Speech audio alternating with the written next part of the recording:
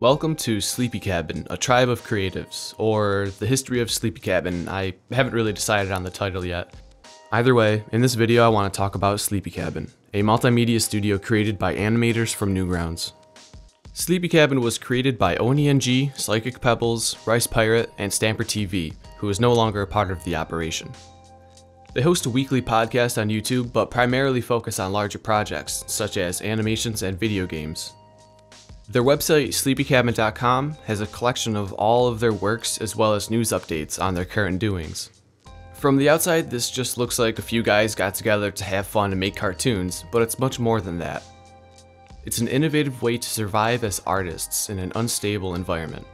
Let me explain. By now, most people already know that YouTube changed the way its partners earn ad revenue a few years ago. This change made it so content creators with long videos were paid more than content creators who didn't post frequently and their videos were shorter.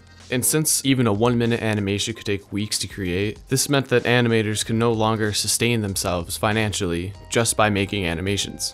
Instead of just cashing in on a Let's Play channel, they decided to make a long-form weekly podcast. During the podcast, they tell stories from their personal lives and talk about experiences they have had as creators.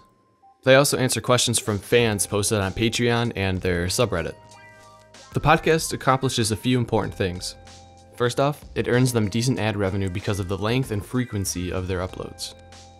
It also keeps them in the minds of their audience to let them know that they are still working hard to create content. Lastly, it creates an excellent platform for cross-promotion, which they use to promote other artists, mostly who they have worked with since Newgrounds. Even though they